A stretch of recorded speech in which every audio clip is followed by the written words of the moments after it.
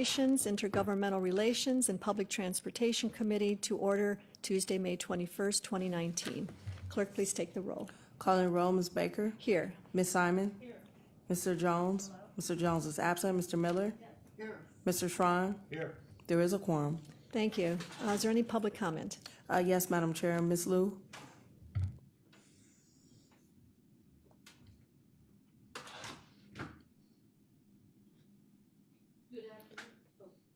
Good afternoon. Good afternoon. Right now, it's about middle, almost, I would say 2/3 of the May has been gone, and we still have 1/3 to go. RTA has been using May for community meetings, but it seems that for an organization existing, serving community for this long time, they did not realize everybody's time is precious and valuable. The way they process this whole thing, even with a good intention, they did not give the public enough time. However, I know some of the people did get a chance to go there in person to receive the information there. Of course, for the people who can only answer the surveys online, they will still receive most of the information online with the 2 surveys they will answer. So the second round is about down after this month finished. So we hope the third round they will correct their timing issues, which I already suggested them to start selecting locations again in June in order to have the next round, the third round of community meetings for their system redesigns and other pillar studies in September. So I will keep all of the members here updated also. And I wish if you are still having the time to match the remaining meetings, please attend them to get a feel how much work right now they have been doing. So by the time when you call for the next presentation or reports from them, you will actually get a better picture, not just only knowing things from their presentation. Thank you very much. Thank you. And just for the record, this committee does include public transportation. So we did reach out to the RTA and ask if they wanted to come and give an update. And from what I'm told, they are relying on the meeting that they are going to have to be the place where they would like to continue their discussions. And I do plan on attending that meeting. So it's certainly, we understand our responsibility on this committee, but did not receive a response back for wanting to be included. Madam Chair. Yes. I did have the opportunity to attend their public meeting at Gunning Recreation Center in my district a week or 2 ago, and it did provide some good information about what things they're currently thinking about and what issues they're trying to think through strategically. Good. So there is engagement among the council members. All right. I would ask for approval of the minutes from the May 7th meeting. So moved. Second. All in favor, say aye. Aye. Hearing no opposed, minutes are approved. Okay, Madam Clerk, please read the matter referred to committee. Ordinance number 2019-0007, amending section 402.01L of the County Code to modify the definition of relative as it is used in the county's Code of Ethics. Thank you. We have today Director Brandy Carney, and also we have Sheriff Clifford Pinckney here to give a overview of the reason for this ordinance to be presented to us today. So thank you for coming. Also, our law director, I heard, would be there to answer any questions that we may have, given this is a administrative request. Is that not true? You didn't know? Okay. All right. The law director I met with yesterday said he would have someone here, either himself or someone assigned to this committee to answer any questions that would be perhaps beyond what are giving testimony. Okay. All right, then. Hello and welcome. Thank you. Chair. This is, Chief Carney and Cliff Pinckney here? Okay, oh, sorry. Is that better? All right. So we are asking that we look into amending the county ethics code, specifically the definition of relative. And the request change would align our county code to the Ohio Ethics Commission. Specifically, the employee relative definition would stay the same. It speaks to the spouse's relative. We're asking that we look to possibly remove the spouse's uncle, aunt, nephew, niece, and first cousin. All of the employee relatives as defined would stay the same. So that's what we're asking. Okay. All right, is there any questions to our guests? Right ahead. Yes, Madam Chair. So you're saying that every place else we look within the state, we're going to find those words removed as far as the spouse's relative? Sure. Good morning, good afternoon, Councilman Brandy Carney, Chief of Public Safety. I can just speak to initially when this item came up within the Sheriff's Office, our Inspector General did make a request to the Ohio Ethics Commission for our particular item. At that time, they said, which specifically dealt with an employee's spouse's first cousin. And at that time, the Ohio Ethics Commission did say, according to how their code is written, that it would be allowable. However, again, locally within our county charter, this particular instance would not be allowable. So I can't speak to all of those specifics, but again, the item that arose this for us. And I would just add, within the Sheriff's Office, just like Health and Human Services, as you guys know, it's a very large organization within Cuyahoga County. We have a lot of employees. I can understand why there would absolutely be restrictions on, for nepotism, absolutely. But just something to think about when we have these large organizations. If you are a leadership position that is ultimately over that organization, but there might be many, many layers of supervision in between, something to think about before this committee on restricting what's allowable. Is there a specific incident or occurrence that is bringing this to light? So there was an incident, Councilman, that came up. We currently have a vacancy, or the sheriff does, for his number 2, his chief deputy position. That position is over the entire sheriff's department. One of the captains within his organization, the captain's spouse has a first cousin that is in corrections. And so that's where this particular incident came from, Sheriff. I don't know if you want to No, add. absolutely. Thank you. So what happened, we were asking him to step in as the interim chief until we got a full replacement. And he didn't even know that he had his wife's cousin that worked there. And so when he went to HR to fill out his paperwork, his wife informed him that she had a cousin that worked in corrections. So he self-reported that to HR. And they informed him that he couldn't even act on an interim basis because he had a wife's cousin that worked in corrections. As a matter of fact, he's an employee right now, though, you're indicating? Yes.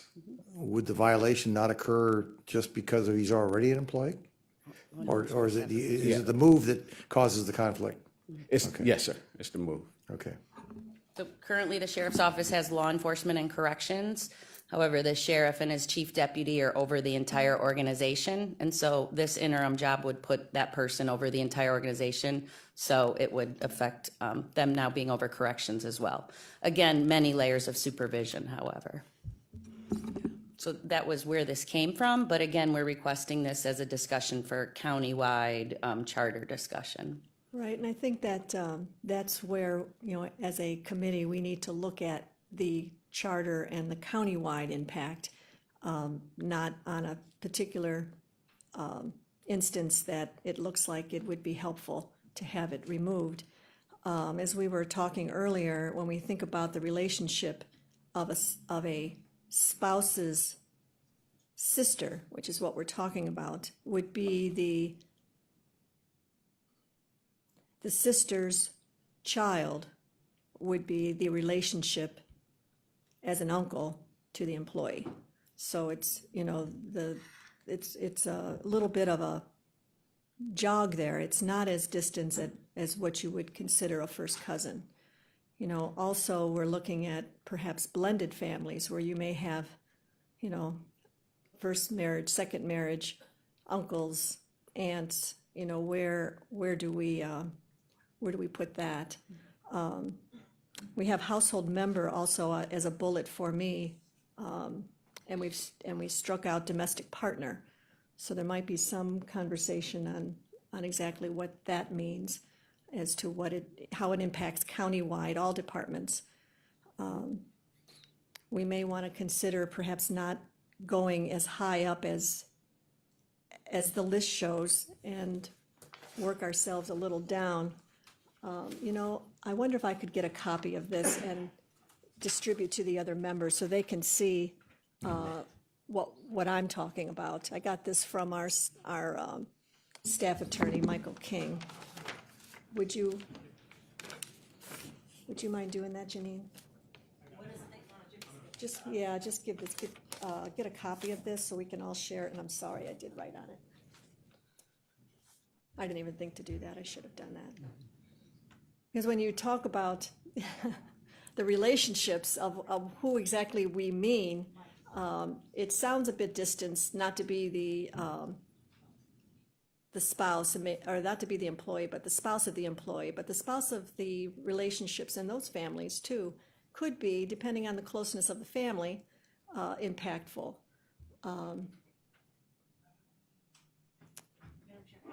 Yes, go right ahead. So we're waiting for copies, and I heard two references to the charter. This is you. not a charter question. This is simply an ethics code question. Our charter just gives us home rule to make the state code more strict or not, but it's not a question of changing the charter or looking at the charter. It's our ethics code that we put in place from when the new government was formed and tweaked over time. No, yes, Councilwoman, that was my error. I had said charter and it was code that I meant, so apologies. Thank you. Thank you for But then that. it was echoed, and so I just want to be clear, it's code, not charter. Thank you. Any other questions? Councilman Miller, do you have any concerns or questions while we're waiting for these?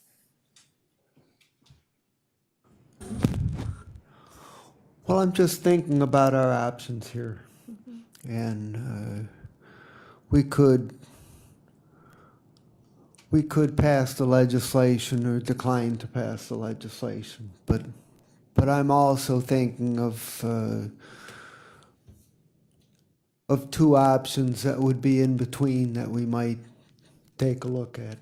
And one would be to make a distinction between a situation in which you're talking about being somebody's immediate supervisor as opposed to a situation where the relationship is less direct. And I think that's a relevant consideration. The other possibility that we could take a look at would be one in which we would keep the general prohibition in place, but for certain kinds of relationships, such as these that we have listed here, the spousal relatives, you know, that there could be a process authorized in the code where you could apply for a bypass, you know, and it would be an opportunity to consider what the relationship looks like on a case-by-case basis, and it could go either to the council or to the inspector general or whatever we thought was the right place to review it and make a decision. So I just put these two possibilities out there to give us a little bit more to think about. Go right ahead. Oh, thanks. Councilman Following up on Councilman Miller's, you said there are multiple levels of supervision between this position and the individual that we're talking about. Of those layers, those intervening layers, do any of them have the hiring and firing and disciplinary authority over the individual before you get to this position in question? No, they don't have the ability to hire or fire, but what they do have the ability, and this was one of the concerns of the potential that the Inspector General brought up, was the influence. So if I Do they have the ability to discipline? Do any of the intervening positions have the ability to discipline this relative that we're talking about here? Yes. They don't have the ability, they can They have to- discipline? they can discipline or recommend discipline. Well, that's a different question. Right, right, it is. But so to answer your question, they can recommend discipline, but they don't administer discipline. They can't carry out discipline, they can't fire, and they don't hire. Correct. Okay, well, then I can't accept, I was gonna go with Mr. Miller on that as far as intervening, but if the first person that can fire or hire or discipline is this position, then for all intents and purposes, they're the ones in that direct chain of command. So I don't think we can sadly look the other way. I wish there was, I was hoping that you were gonna tell me that somebody in between there could have hired, fired, or disciplined, but, because I know that's our rule in our organization is, does that person have the hiring, firing, discipline authority? In which case, then there is an intervening operation, but you're telling me there isn't. Can I make one clarification? Joe Nani. I'm Joe. No, just a clarification, and is that I understand where you're going with the questioning relative to those individuals having the ability to fire, hire, and discipline, but that's not the case in any scenario where any supervisor has the ability to hire or fire. As the sheriff said, they have the ability to make a recommendation on discipline because of a situation that occurs, and that goes to the department director and then to the HR director. So the circumstance that you're bringing up is not specific. It just doesn't. General for all. Yeah, it's across the board. Yeah. Thanks.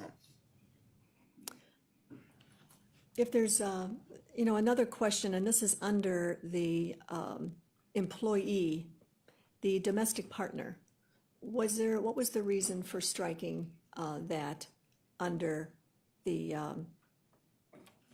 relative is defined as the individuals, and then we struck out?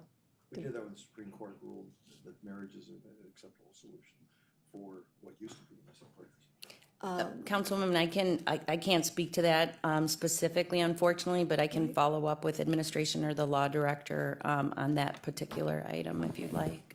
I thought when the Supreme Court said that that you could have marriage between partners, that argument in the past, which did not allow for marriage in some situations, was why the domestic partner was in there. It's not. I think that was why we talked about striking that when the Supreme Court said that the marriage is the same, so a spouse is a spouse, whether or not it be a gay marriage or a heterosexual marriage. So I think that's why we took that out, because it's so hard to define what a domestic partner was prior to that, and now it's very easy, I think, as far as from that standpoint. Okay. Madam Chair? Yes. That's my recollection. I think that is correct. We had to strike that from different code sections, including the health care policy. So married is Manual. married. Okay, good. Yes, Councilman. To follow up on Councilman Tron's line of questioning, am I understanding this correctly, that even though there could be several layers of intervening supervisory levels,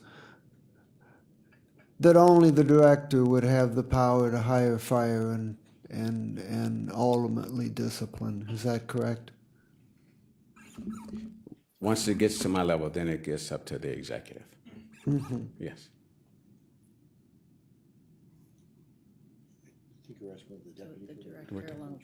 Yes. Like Joe said, the director and the HR director. And once we come up with a recommendation, then we send it up to the executive. So, would the deputy director have power to hire and fire and discipline, or only to recommend? Only to recommend. Only to recommend, okay. Go ahead, Councilman. In your absence, you're saying that your number two wouldn't have the authority to hire and fire? Correct. He or she would make a recommendation In your absence? in my absence. You're not in town, you're not available, you're out of the country, and it requires disciplinary action. And you're saying that your number two person? We'll get with the HR director, make a recommendation, and then it goes up to the executive. Okay. I'm just still trying to find who pulls the final ticket out that says this person's no longer an employee? Who's actually pulling the ticket? Give me a name. Give me a responsibility. It should be pretty easy. Well, the executive is the hiring authority. So He's the only one in this entire county that hires all 6,000 people? it goes to the executive. Wow. All 6,000 people have to be hired? Greg Hoop was the law director. Thank you for As being Joe here. had said, this would go up to the HR department, and the final decision would be with HR.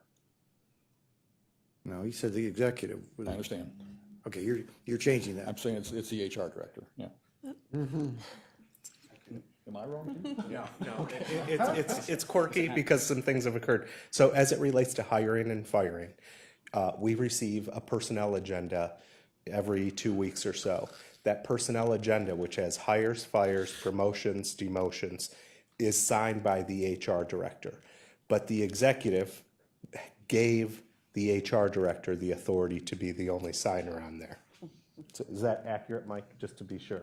So as another example, the previous form of government, all hires and fires were done by the county commissioners at public meetings. So they were actually on an agenda with a name and salary and title. You handed that to the HR director, so the HR director does have the authority based on. Current, yes, on it's action. not, there's no sheriff or department director, or anybody that can hire, fire, or demote or promote. Thanks. Thank you. Okay, got that cleared up, I think. Yeah. The one that is struck out, at least on the copy that we handed out at the bottom of the spouse's relationship, what is a household member? What does that mean? Who is a household member? Would that be a dependent? Would that be someone who is just living in a house for a while or taken in, or? Is there someone that can speak to that was part of this? Unfortunately, myself and the sheriff weren't. I don't know if someone else can. And Chair, I don't think it's in the code. it could be anybody living in that household. Anyone at the time, Related or not related? not related or related. I think, though, Mike King said that if they are related, they're automatically not. Is that true? So just to clarify, because I agree, it's a little confusing the way it's written here. So as it's currently, as the county's ethics code is currently written, it would prohibit, the term relative includes household members. So that would literally be anybody living in the same household as the employee or their spouse. Okay. The reason it was removed from the spouse here, I believe, is because that the spouse and the employee are presumably residing in the same household. So unless they're residing in separate households, which I guess is possible, a household member of the spouse may or may not fall within what you would think of as a definition of a relative. The reason there's under state law, it also covers household members, but only household members who are related to the employee by blood or marriage. So if you had a friend living with you, they would be considered a relative under the county's code, but not under the state law. And with this now struck, that would change that? It would only change it if the spouse was residing in a different household from the employee, because if you look at the bottom on the left column there, household member is still included in the definition of relative as long as they're living in the same household as the employee, but not the spouse. So if that makes sense. So if the spouse had a child that was not the employee's child, and that, Well, that would still be a stepchild, and that would still be covered by the definition here. and if it was a friend of the spouse living in that household, If, that, so the hypothetical here, just to be clear, is let's say the employee and the spouse are living in two different households, Okay, and the employee's spouse was living with a friend. okay. We're removing that person from the list here, but it only applies if the employee and the spouse are residing in two different households. Okay, that's, Which happens quite often. Yeah, it's not, In a it's certainly not separation out of the divorce. question. The Yeah. question is whether, as a policy matter, whether or not Yeah. that person should be defined as a relative to the employee in question, so. right. Yes, go right ahead. That's Councilwoman. right. But the friend of the spouse living with with the employee's friend that lives in the household would be covered. Correct. Right. So it's only if the parties are separated. In different households. And the spouse, non-employee spouse has a friend living there. Right. Equivalent or not equivalent to cohabitation, similar to marriage, then that's just domestic relations talk. But yeah, it happens all the time. So it's further And on I the agree list for a that that reason. should probably come out. That household member is remote for a separated spouse Yeah. from an employee. And it's probably farther down on the list for a reason, after first cousin.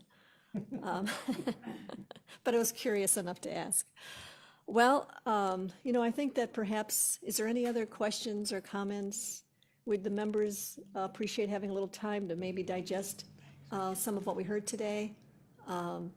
Maybe there may be a possible amendment that may make the members feel a little more comfortable, but also perhaps be helpful to what your situation is. I'm really not sure. We haven't really, this is the first we've talked about it. I would just add, I don't know about the sheriff, but thank you, Councilwoman. We understand the time needed for discussion, and, I think that even some of the potential options Councilman Miller proposed might be something that, having an organization as large as Cuyahoga County and as many as employees, something to also consider. So thank you. All right. Well, we will meet again on June 4th. We are having an overview of our internal audit report.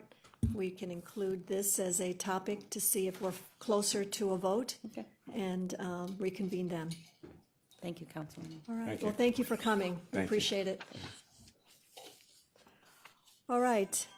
Is there any other business? Hearing none. That's my phone. I call the meeting adjourned. Thank you.